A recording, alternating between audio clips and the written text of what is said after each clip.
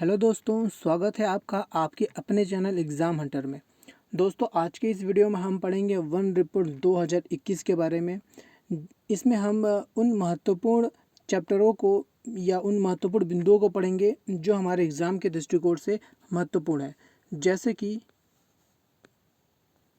इसमें हम पढ़ेंगे वन आवरण के बारे में, अर्थात फॉरेस्ट कवर के बारे में, मैंग्रोव आवरण के बारे में पढ़ेंगे, टाइगर रिजर्व के बारे में पढ़ेंगे, वन अग्नि निगरानी के बारे में पढ़ेंगे, वृक्ष आवरण अर्थात ट्री कवर क्या होता है इसके बारे में पढ़ेंगे, देश के बाह्य संसाधनों के बारे में पढ़ेंगे, इसके अलावा कार्बन स्टॉक के बारे में पढ़ेंगे और जैव भार अर्थात बायोमास इसके बारे में पढ़ेंगे और जलवायु परिवर्तन हॉटस्पॉट इसके बारे में भी हम पढ़ेंगे। तो दोस्तों, आज की इस वीडियो में हम पढ़ेंगे वन आवरण के बारे में कि वन आवरण अर्थात फॉरेस्ट कवर क्या होता है, इसके जो महत्वपूर्ण बिंदु हैं और इनमें जो भी वृद्धि हुई है या कमी हुई है इनके बारे में हम पढ़ेंगे। वन आवरण अर्थात फॉरेस्ट कवर। तो इससे पहले हम कुछ बेसिक जानकारी देख लेते हैं कि ये जो वन आवरण यानी ये जो रिपोर्ट है, इंडियन फॉरेस्ट रिपोर्ट जो है, इसे जारी कौन करता है। तो इस रिपोर्ट का तैयार करता है कौन तैयार करता है? भारतीय वन सर्वेक्षण अर्थात फॉरेस्ट सर्वे ऑफ इंडिया के द्वारा तैयार किया जाता है। ये देहरादून में स्थित है। इसके अलावा इसे किस माध्यम से तैयार किया जाता है? तो सुदूर संवेदन अर्थात रिमोट सेंसिंग के माध्यम से इसे तैयार किया जाता है। ये जो रिपोर्ट थी ये जारी कब हुई है? तो ये 13 जनवरी 2022 को ये रिपोर्ट जारी हुई है और इस रिपोर्ट का जो प्रकाशन क्रम है वो कौन सा है? 17वीं रिपोर्ट है। इसके अलावा किस मंत्रालय के द्वारा इसे जारी किया गया है? तो केंद्रीय पर्यावरण वन और जलवायु परिवर्तन मंत्रालय के द्वारा किया गया है और वर्तमान में इसके जो मंत्री हैं श्री भूपेंद्र यादव जी हैं। ये जो रिपोर्ट है, प्रथम बार इसका जब प्रकाशन हुआ था 1987 में प्रकाशन हुआ था। उसके बाद से हर दो वर्ष में एक बार इसका प्रकाशन होता है। अर्थात कहने का तात्पर्य यह है कि 2019 में इस रिपोर्ट का प्रकाशन हुआ था और अभी ये हाल में ये जो 13 जनवरी 2022 को ये रिपोर्ट प्रकाशित हुई है। दोस्तों, ये जो बेसिक जानकारियां हैं ये कभी कभी पूछ लिया जाता है, इसलिए इसे याद रखना हमें ज़रूरी पड़ जाता है। आगे चलिए हम अपने अध्याय के बारे में पढ़ते हैं। वन आवरण अर्थात फॉरेस्ट कवर। तो ये वन आवरण क्या होता है और अभिलिखित वन क्षेत्र क्या होता है? देखिए, हम लोग यहाँ पे इसे समझते हैं कि मान लीजिए कि ये जो हमारा एरिया है, ये इसे मान लीजिए हमारा भौगोलिक क्षेत्र है।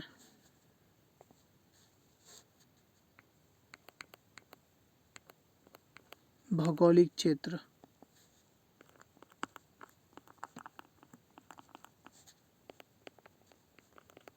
ये हमारा मान लीजिए भौगोलिक क्षेत्र है। भौगोलिक क्षेत्र, अब मान लीजिए कि इसमें सरकार के द्वारा इसका इतना एरिया जो है, ये इतना एरिया अधिसूचित कर दिया गया है। अर्थात ये रिकॉर्डेड फॉरेस्ट एरिया के नाम से जाना जाएगा। अर्थात इसे अगर हम हिंदी में कहें तो अभिलिखित वन क्षेत्र कहा जाता है। अभिलिखित वन क्षेत्र अभिलिखित वन क्षेत्र कहा जाता है। बाकी इसके जो चारों तरफ का ये वाला जो एरिया है, ये सारे का सारा येलो पार्ट में जो हम दिखा रहे हैं, ये सारा का सारा एरिया जो है ये अभिलिखित वन क्षेत्र के बाहर का हिस्सा है। यानी कि ये अभिलिखित वन क्षेत्र के बाहर का हिस्सा है। तो वन आवरण क्या होता है कि अभिलिखित वन क्षेत्र के अंदर और अभिलिखित वन क्षेत्र के बाहर 1 हेक्टेयर से अधिक का जो क्षेत्र होता है वो वन आवरण के अंतर्गत आ जाता है।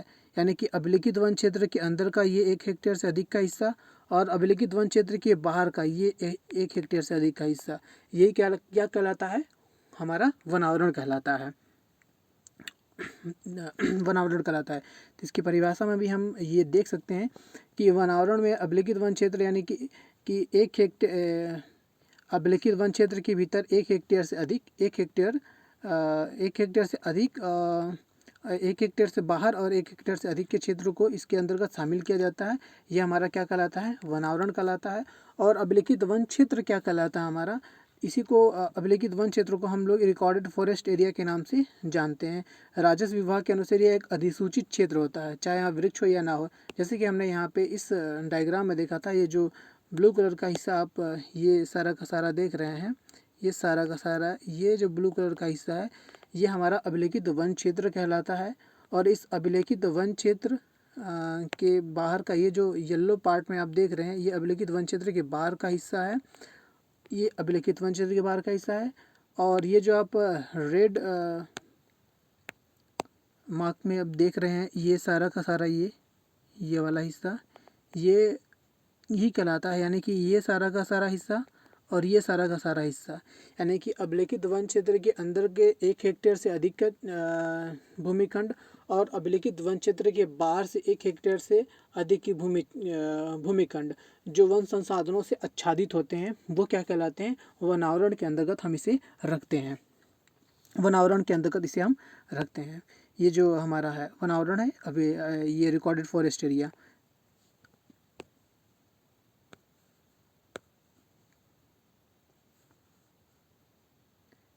इसी में आगे देखिएगा दोस्तों,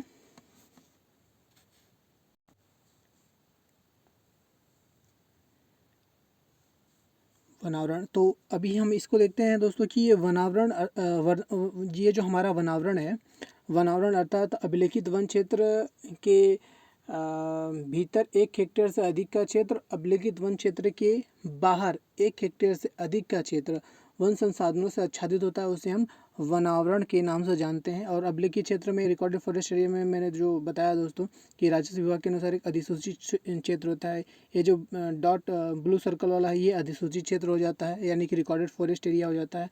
अब इसमें देखते हैं कि ये जो वनावरण है, हमारा वनावरण, ये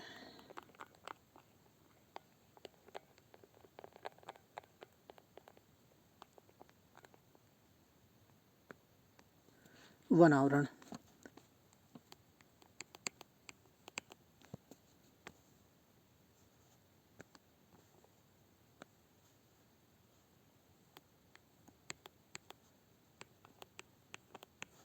वनावरण इसको मुख्य रूप से 3 भागों में बांटा जाता है। तो इसमें जो पहला जो रहता है, ये अति घनत्व वाले वन कहलाते हैं, अति घनत्व वाले वन।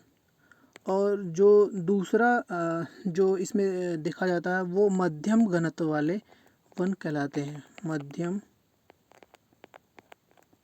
घनत्व वाले वन। और तीसरा जो मुख्य पार्ट होता है, इसमें खुले वन को हम रखते हैं।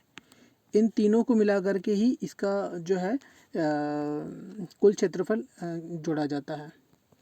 तो यहाँ पे हम जो देखते हैं दोस्तों कि ये जो वनावरण है, इसका कुल क्षेत्रफल कितना है इस वनावरण का, तो इसका कुल जो क्षेत्रफल है 7,13,789 वर्ग किलोमीटर है दोस्तों।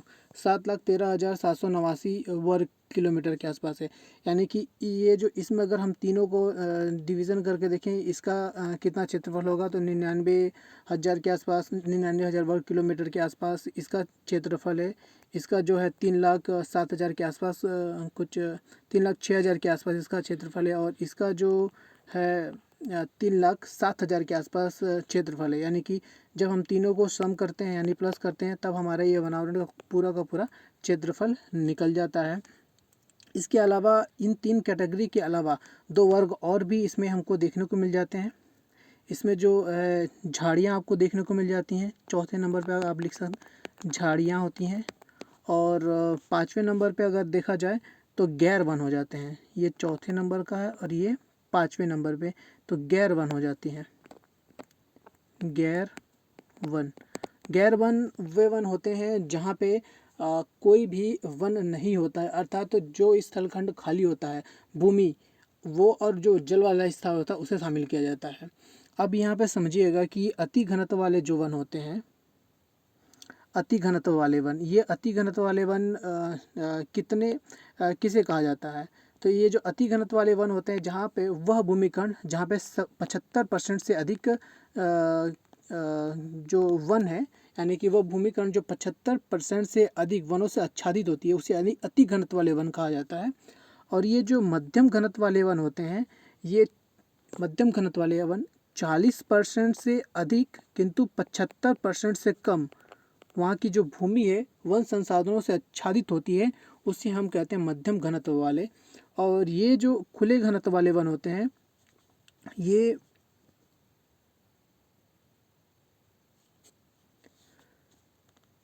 10% से अधिक किंतु 40% से क्या होते हैं, कम होते हैं। तो ये हमारे क्या कहलाते हैं, खुले घनत्व वाले वन, ठीक है, और खुले वन कहलाते हैं। और ये जो झाड़ियाँ होती हैं, ये झाड़ियाँ जो होती हैं 10% से भी नीचे, वह भूमिखंड जहाँ पे 10% से भी नीचे वन होते हैं, वहाँ झाड़ियाँ कहलाती हैं। और गैर वन, यानी कि इस क्षेत्र में तो आपको वन देखने को नहीं मिलेंगे, है ना। और ये जो जली एरिया होता है, इसे हम इसके अंतर्गत लेते हैं। इसके अलावा वो भूमिखंड जहाँ पे वह भूमिखंड जहाँ पे कोई भी पेड़ पौधे नहीं होते, उन क्षेत्रों को लिया जाता है। तो हम इसे अपनी इस पीपीटी में भी देख सकते हैं। देखिए दोस्तों, ये हो गया हमारा ये अति घनत्व वाले वन। मैंने बताया अति घनत्व वाले वन 70 या 75% से ऊपर जो वन कहलाते हैं। मध्यम घनत्व वाले वन ये जो 40% से अधिक किंतु 70% से कम होते हैं। इसके अलावा खुले वन 10% से अधिक होते हैं किंतु 40% से क्या होते हैं, कम होते हैं। झाड़ियाँ ये 10% वाली झाड़ियाँ होती हैं, यानी झाड़ियाँ 10% से भी कम वहाँ पे वन होता है, वो क्षेत्र झाड़ियाँ कहलाता है। और गैर वन जहाँ पे वन नहीं होते हैं, यानी कि जल वाला क्षेत्र। इसके अलावा भूमि, इसमें देखिए ये वाला जो चित्र है, ये अति घनत्व वाले वन का चित्र है। यहाँ पे वनों की जो मात्रा है सर्वाधिक है। उसके बाद थोड़े कम है, यानी कि यहाँ पे 70% आपको वन देखने को मिल जाएंगे। यहाँ पे 70%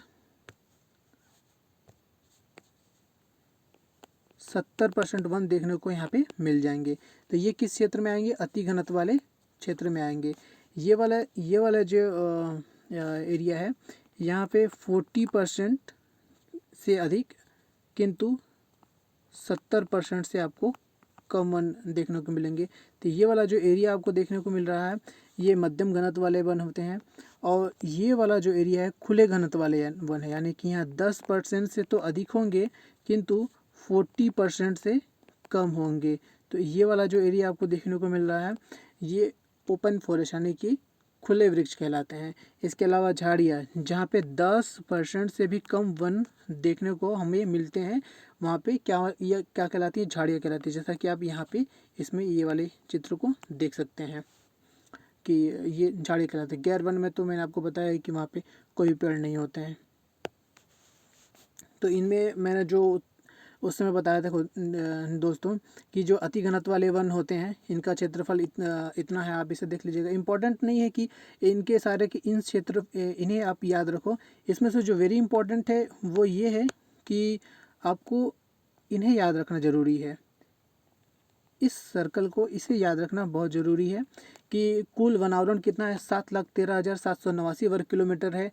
और ये भौगोलिक क्षेत्रफल का कितना है, 21.71% है, यानी कि 7,13,789 वर्ग किलोमीटर। और ये भौगोलिक क्षेत्र का कितना 21.71% है। और 2019 में ये कितना था, 21.67 था। अर्थात 2019 में जब 67 था, इसका मतलब ये है कि 2019 के तुलना में ये जो 1540 यानी कि 1540 जो वृद्धि हुई है पिछले जो अभी वर्तमान में जो है वनावरण कितना है, वनावरण है 7,13,789 वर्ग किलोमीटर। इसमें जो कि भौगोलिक क्षेत्र का कितना प्रतिशत है, भौगोलिक क्षेत्र का भौगोलिक क्षेत्र का ये है 21.71% है, जो कि 2019 में ये कितना हमको देखने को मिला था, 21.61% के आसपास, 67% के आसपास ये हमें देखने को मिला था। तो यानी कि 2019 की तुलना में अगर हम देखें तो इसमें जो वृद्धि हुई है, कितनी की वृद्धि हुई है, वृद्धि अगर हम देखें तो इसमें हुई है 1540 वर्ग किलोमीटर, यानी कि 0.22 वर्ग किलोमीटर इसमें वृद्धि देखने को मिली है। तो हमें इतना को याद रखना है दोस्तों कि जो इसका क्षेत्रफल है, वनावरण का क्षेत्रफल है कितना है, 7,13,789 वर्ग किलोमीटर है 2019 की। और भौगोलिक क्षेत्रफल में वर्तमान में कितना है, रिपोर्ट में प्रकाशित हुआ है 21.71% है। और 2019 में ये कितना था, 21.67 है। इसकी तुलना में 1540 वर्ग किलोमीटर की वृद्धि हुई है। इसे हमें याद रखना बहुत ज़रूरी है। जैसा कि यहाँ पे 1540 वर्ग किलोमीटर में क्या हुई है, वृद्धि हुई है। अब ये जो राज्य हैं, जैसे कि वृद्धि दिखाने वाले राज्य, इनमें कौन कौन से राज्य ऐसे हैं जिनमें वृद्धि हुई है, और ऐसे कौन कौन से राज्य हैं जिनमें हमें कमियां देखने को मिली है, उसे हम देख लेते हैं दोस्तों।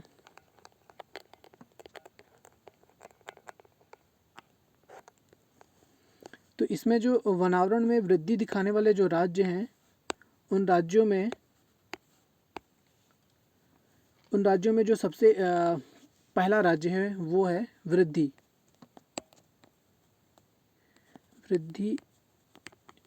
दिखाने वाले राज्य। तो वृद्धि दिखाने वाले राज्यों में जो सबसे पहला है हमारा, वो है आंध्र प्रदेश। आंध्र प्रदेश वृद्धि पहला राज्य है। दूसरा राज्य हमें देखने को मिलता है तेलंगाना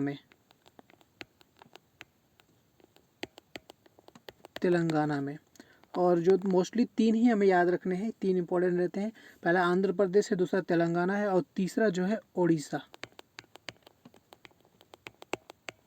उड़ीसा में हमें ये वृद्धि देखने को मिली है। अगर हम इसे क्षेत्रफल की दृष्टि से देखें, ये तो वृद्धि दिखाने वाले तीन राज्य थे। वृद्धि दिखाने वाले कितने राज्य हैं, आंध्र प्रदेश, तीन राज्य हम इसमें देखेंगे, आंध्र प्रदेश, उसके बाद है दूसरा है तेलंगाना है, और तीसरा है उड़ीसा। अगर इसे हम प्रतिशत में देखें,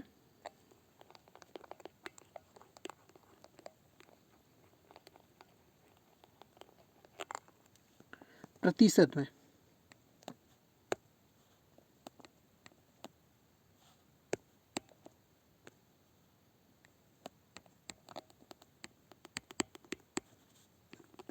में ग्रोथ यानी कि वृद्धि दिखाने वाले, तो इनमें जो सबसे पहला राज्य होगा वो है मध्य प्रदेश।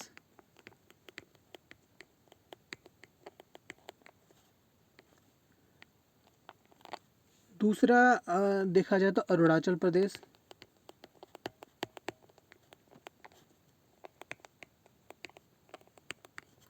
और तीसरा देखा जाए तो उड़ीसा, छत्तीसगढ़।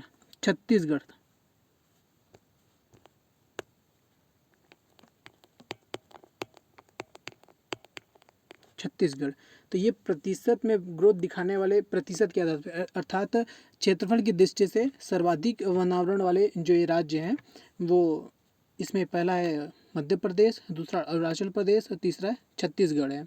इसके अलावा जो प्रतिशत ये तो हमने देखा प्रतिशत के आधार पर। सॉरी दोस्तों, ये प्रतिशत के आधार पर नहीं है, ये क्षेत्रफल के आधार पर है।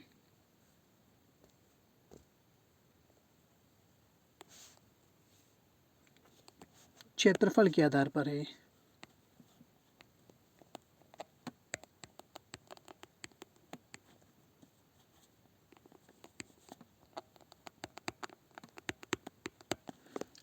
क्षेत्रफल की दृष्टि से सर्वाधिक जो वृद्धि दिखाने वाले राज्य हैं, ये है मध्य प्रदेश है।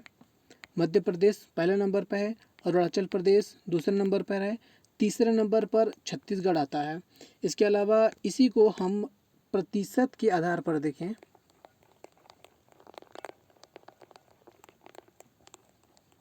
प्रतिशत के आधार पर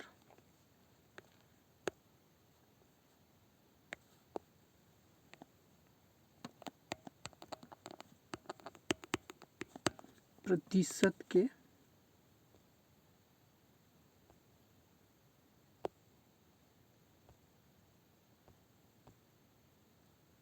प्रतिशत के आधार पर, तो प्रतिशत के आधार पर हम अगर इसमें देखें जो ग्रोथ दिखाने वाले जो राज्य वृद्धि हुई है, तो इसमें सबसे पहला जो है मिजोरम है, एंड दूसरा जो राज्य है अरुणाचल प्रदेश है,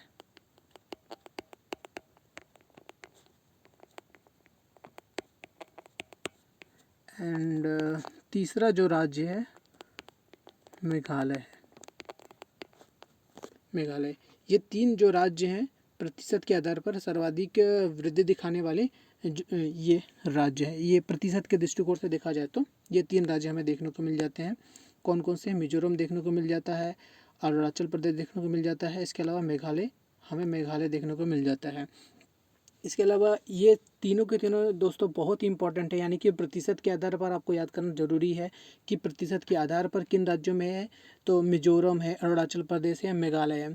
अगर ये क्वेश्चन इस आधार पर क्षेत्रफल के आधार पर वृद्धि दिखाने वाले, भौगोलिक क्षेत्रफल के आधार पर वृद्धि दिखाने वाले तीन राज्यों के बारे में पूछ दिया जाए तो मध्य प्रदेश, अरुणाचल प्रदेश, छत्तीसगढ़ का नाम आएगा। अगर यहाँ पे सीधा सीधा ये सवाल पूछे कि वनावरण में वृद्धि दिखाने वाले तीन राज्य कौन कौन से हैं, तो इसमें आंध्र प्रदेश हो गया, तेलंगाना हो गया और उड़ीसा हो गया, ये तीन राज्य हो गए। इसके अलावा इसमें जो ध्यान देने वाली बात ये है कि कमी,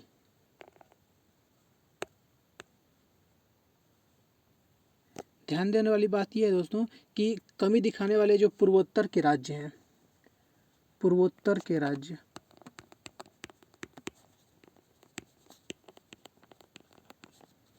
इनमें क्या हुई है?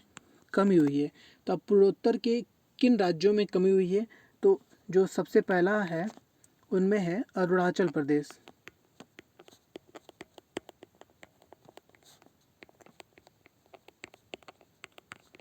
दूसरा जो राज्य है वो है मणिपुर,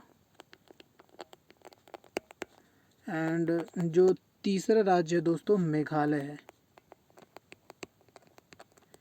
पूर्वोत्तर के इन तीन राज्यों में मुख्य रूप से हम तीन राज्य देखेंगे। इसमें जो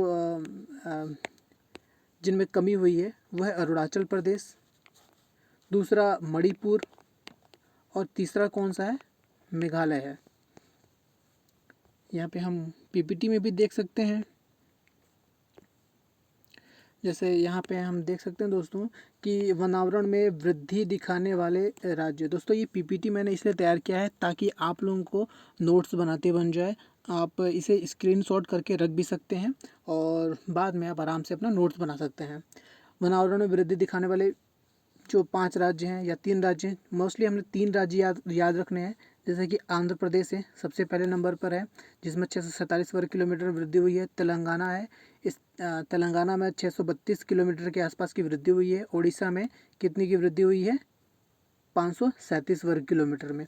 इसी चीज़ को दोस्तों क्षेत्रफल की दृष्टि से अगर हम देखें, क्षेत्रफल की दृष्टि से सर्वाधिक वनावरण वाले जो राज्य हैं कौन कौन से आ जाते हैं।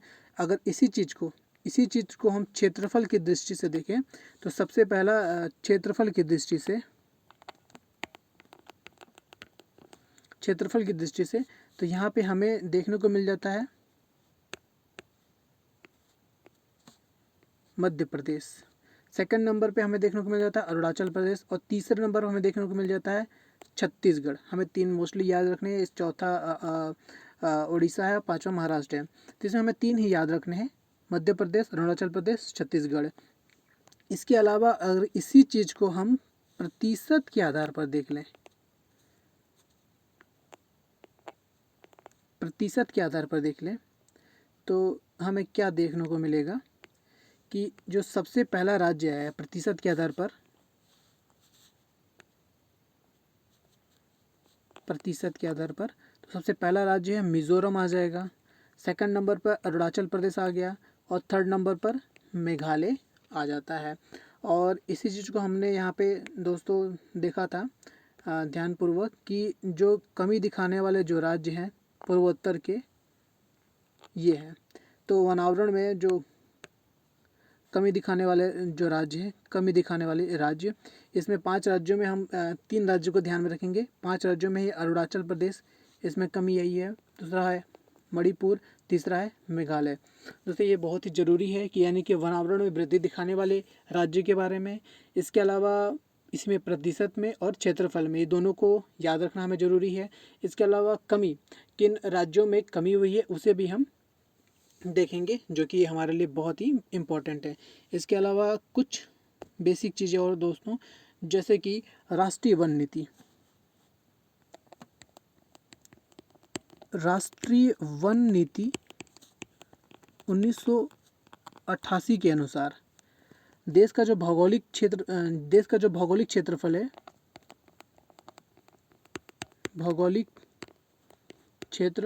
देश के भौगोलिक क्षेत्रफल का 33% जो भूभाग है वो क्या होना चाहिए, वनों से आच्छादित होना चाहिए। ये राष्ट्रीय वन नीति 1988 में कहा गया है। तो इस आधार पर 33, तो हमारे पास जो 17 राज्य और केंद्र शासित प्रदेश है, यानी कि 17 राज्य और यूटीज यानी कि केंद्र शासित प्रदेश। तो इन 17 राज्य और केंद्र शासित प्रदेशों में अगर हम देखें तो इसके ऐसे 5 राज्य हैं, 5 राज्य और इधर बाकी के 12 राज्य। तो इन 5 राज्यों में जो वन है वो 75% से अधिक है। और इन 5, ये जो 12 राज्य हैं, इन 12 राज्यों में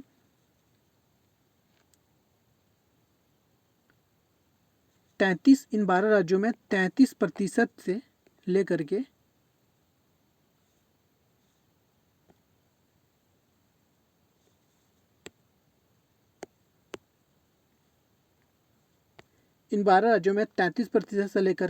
75% के बीच में है। 33% से लेकर के 75% के बीच में, यानी कि हम यहाँ पे एक बार रफली अच्छे से देख लेते हैं कि ये क्या चीज़ है। हमारी जो राष्ट्रीय वन नीति 1988 के अनुसार कितना होना चाहिए, 33% भाग पर क्या होना चाहिए, 33% भाग पर वन होना चाहिए। ठीक है, वन नीति 1988 के अनुसार। तो हमारे पास जो वन रिपोर्ट 2022 में जो रिपोर्ट प्रकाशित हुई है, यानी कि वन रिपोर्ट 2021 है, जो कि 13 जनवरी 2022 को प्रकाशित हुई है। तो उसमें जो 17 राज्य हैं, 17 राज्य व यूटीज यानी कि हमारे जो केंद्र शासित प्रदेश है, इन 17 राज्य और यूटीज में से उस रिपोर्ट में बताया गया है कि ऐसे 5 राज्य हैं जिनमें जो वन का प्रतिशत है 75%, 33% यानी 75% के आसपास है। और ऐसे 3 राज्य हैं, ऐसे 12 राज्य हैं, 12 राज्य जहाँ पे 33% से लेकर के 75% के बीच में, 75% के इन दोनों के बीच में वन हमको देखने को मिल जाएंगे। तो ऐसे 5 राज्य कौन कौन से हैं, 5 राज्यों में से आइए वो देख लेते हैं दोस्तों, है ना दोस्तों। ये देखिए दोस्तों, तो ये 33 राज्यों में से जो मुख्यतः 5 राज्य हैं, देखिए ये राष्ट्रीय वन नीति 1988 के अनुसार देश का कितना प्रतिशत भाग पर 33% भाग भूभाग वनों से आच्छादित होना चाहिए। इसके अलावा 17 राज्य रिपोर्ट में ये जारी किया गया, 33% अधिक भूभाग पर जो भूभाग है वो वनों से आच्छादित है। इनमें जो 5 राज्य, ये 5 राज्य में से जैसे कि लक्षद्वीप है, मिजोरम है, अंडमान है, निकोबार द्वीप समूह है और अरुणाचल प्रदेश है। यहाँ पे 75% से अधिक वन है। यहाँ पे हमें ज़्यादा कुछ याद ध्यान में नहीं रखना है। अब यहाँ पे हमें ये ध्यान में रखना है कि 17 राज्यों में से 5 राज्य ऐसे हैं जहाँ पे 75% से अधिक वन है। उनमें से मुख्य 3 राज्यों को हमें ध्यान में रख लेना है। एक है लक्षद्वीप, दूसरा है मिज़ोरम और तीसरा है अंडमान एवं निकोबार द्वीप समूह। और 12 राज्य हैं जहाँ पे 33 से लेकर के 75 के बीच में। हमें राज्यों के बारे में याद नहीं रखना है, बस इतना हमें ध्यान में रखना है दोस्तों कि 12 राज्य जहाँ पे 33 से लेकर के 75% के आसपास वन है। अभी यहाँ पे ध्यान देने वाली बात यह है दोस्तों कि मैंने जो रिपोर्ट में बताया था इससे पहले कि ये जो हमारा जो वनावरण है इसे हमने 3 भागों में बांटा था, 3 भागों में। तो वनावरण इसे हमने 3 भागों में बांटा था। कौन कौन सा भाग था? अति घनत्व वाले, दूसरा हमने देखा था मध्यम घनत्व वाले, और तीसरा मध्यम घनत्व वाले, और तीसरा हमने देखा था खुले वन, ओपन फॉरेस्ट देखा था। तो जो इस वन रिपोर्ट 2021 में जो रिपोर्ट प्रकाशित हुई है उसमें ये जो खुले वन है, ये खुले वन, इसमें सर्वाधिक जो है वृद्धि देखने को मिली है। सर्वाधिक वृद्धि इसमें देखने को मिली है, सर्वाधिक वृद्धि इसमें हुई है। उसके बाद अगर देखा जाए तो ये वाले जो वन है अति घनत्व वाले, इसमें हमें देखने को मिली है, यानी कि सबसे अधिक जो वृद्धि हुई है, सबसे अधिक वृद्धि हुई है खुले वन में हुई है। और उसके बाद जो अगर वृद्धि हुई है तो इसमें हुई है। यानी कि हम यहाँ पे जो हमारे पास ये रिपोर्ट है यहाँ पे हम देख सकते हैं कि इस पाई चार्ट में आप देख सकते हैं दोस्तों कि ये जो मध्यम घनत्व वाले हैं, मध्यम घनत्व वाले 9.33%, मध्यम घनत्व वाले 9.33% हैं। और ये जो ओपन फॉरेस्ट है ये 9.34% है। और ये वेरी अत्यधिक घनत्व वाले वन है 3.4% है। तो यहाँ पे जो ये सारा का सारा ये वाला हिस्सा आप देख रहे हैं, ये सारा का सारा हिस्सा, ये एक्चुअली में ये सारा का सारा हिस्सा ये आपका ये है गैर वन है सारे के सारे। इसके अलावा ये जो हमने अभी बताया कि ये जो खुले वन है सर्वाधिक वृद्धि इनमें हुई है, ये येलो वाला पार्ट आप देख रहे हैं, सर्वाधिक वृद्धि इसमें हुई है। और दूसरे नंबर पे हमने जैसे बताया कि ये वेरी डेंस फॉरेस्ट, यानी कि ये जो ब्लैक वाला हिस्सा है दूसरे, इसमें सर्वाधिक वृद्धि देखने को हमें मिली है। इसमें वृद्धि सबसे पहले नंबर पे देखने को मिली है और दूसरे नंबर पे इसमें वृद्धि देखने को मिली है। तो ये हमें ध्यान में रखना दोस्तों। हो सकता है कि वन लाइनर क्वेश्चन में ये पूछ दे कि सबसे अधिक वृद्धि किस क्षेत्र में हुई है, यानी कि खुले वन क्षेत्र में हो गया, मध्यम वन क्षेत्र में हो गया, अति घनत्व वाले में हो गया। तो अगर हमें देखेंगे तो यहाँ पे खुले वन क्षेत्र में सबसे अधिक वृद्धि हुई है, उसके बाद मध्यम घनत्व वाले में सबसे अधिक वृद्धि हुई है। यहाँ पे हमने ये सारी चीज़ों को देख लिया दोस्तों। 1988 के अनुसार भी हमने देख लिया। यहाँ पे देखिए दोस्तों वो खुले वन में वृद्धि हुई है। इसके अलावा देखा जाए तो घने वन कहने का मतलब है अति घनत्व वाले। तो दोस्तों आज के लिए इस वीडियो में इतना ही, मिलते हैं हम अपने नेक्स्ट वीडियो में। दोस्तों अगर ये वीडियो अच्छा लगा हो तो इसे लाइक करें, शेयर करें और सब्सक्राइब करें, और अपनी बहुमूल्य प्रतिक्रिया कमेंट बॉक्स में ज़रूर दें। धन्यवाद दोस्तों।